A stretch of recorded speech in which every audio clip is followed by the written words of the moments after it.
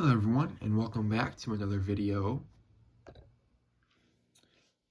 I just wanted to make another video on this particular insulator, just taking a little bit of a closer look than I did last time, and I also would like to talk just a little bit about the history.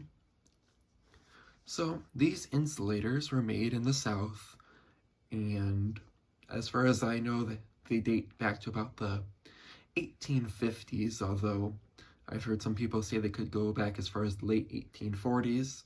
I'm not quite sure because there's not a whole lot of information on these. Of course, it was never really documented because these were not really anything particularly special or interesting at the time.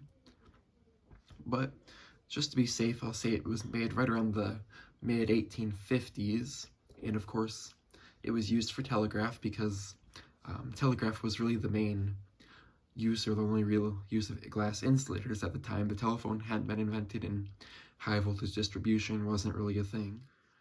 And then when the Civil War broke out, these would have been either used as they existed or they would have been repurposed on different telegraph lines. Now this one was found in South Carolina near Port Royal, and that was one of the strongholds, I suppose you should say, early on in the Civil War, and these were used as well as the 701.6 eggs and the teapots and the slash tops. So while these aren't necessarily always associated with that era, these were most certainly used, and there were plenty of images from that era, the 1860s, that show these as well as the eggs and the teapots. There's a nice image out there somewhere that you can see a pole that has a couple of these and some eggs. Now, of course, you can't really tell which exact hat style, but they look like these, and there's plenty of other images of similar insulators in use at the time.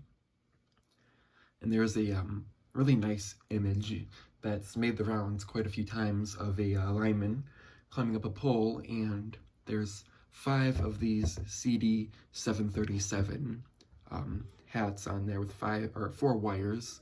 There's 3 on the side and then 2 on the top carrying a wire, and it's just really interesting to see these in use because obviously these have pretty much all just been dug up, and the last time they were used would have been likely before 1865 when the threads and the threaded insulators started to be made, and then threadless insulators started to be all replaced by the threaded type.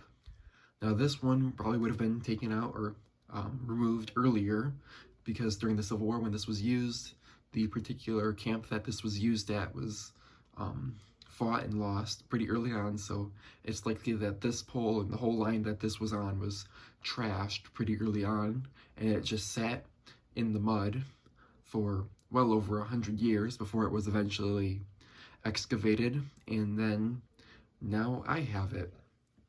So we'll go ahead and take a closer look at this particular piece of glass. Now, I know I went over it in my last video, but today I'll just go a little bit closer detail. Now, these are very, very crude in their manufacture. There's a lot of impurities, and the glass surface is nowhere near being smooth, but that really does add character in it. Kind of goes to show at the time that these were made, and it also, these were, they're just insulators. They're not really meant to be pretty or anything, so they did their job, and it doesn't really matter how they looked. So I'll start by just taking a closer look at the top first because it's harder to see that, so I'm going to turn on my main light here just to try to get a little bit of a better look here, but you just see all of those wrinkles, and this is also quite asymmetrical, but I don't know if you're gonna be able to see, but there's,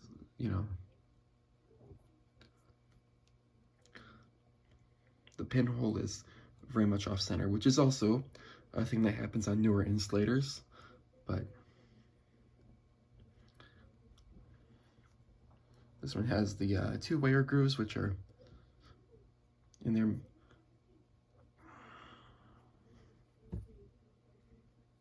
Now, on the camera, it's looking a lot bluer than it is. It's definitely a bit of a greener color in person.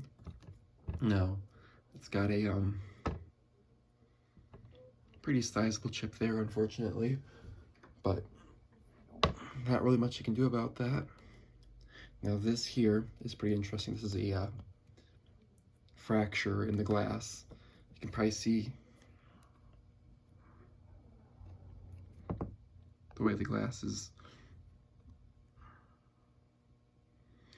But what happened here is something happened when it was, you know, made or something. There was probably a small crack in the glass, and when it was sitting underground for all those years, it did eventually erode, and maybe something to do with the freeze-thaw cycles, but there was a complete split in the glass, and that has filled up with dirt.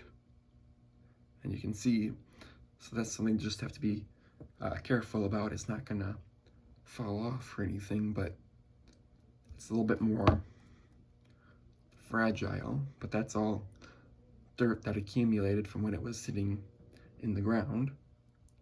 Looking at the pinhole, you can see it's very regular, very lumpy.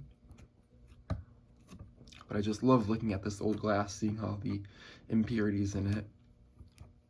It kind of makes me think of looking into like a lake or something. You see that wonderful water with all the, you know, different bubbles and the different things. There's a little bit of like bubble string or like milk, I think, right here.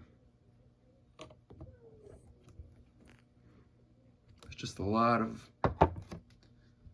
history to this piece, and I think it's really interesting. Now, of course,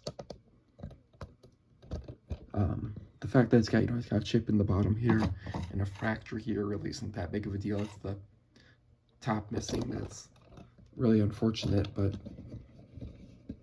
for what I paid now, these insulators, again, they're $1,000+ when they're in really nice shape, but I paid nowhere near that, and this is just kind of a, you know, nice example for an affordable price. In the history, you just can't beat it. Anyway, thanks for watching, and bye for now.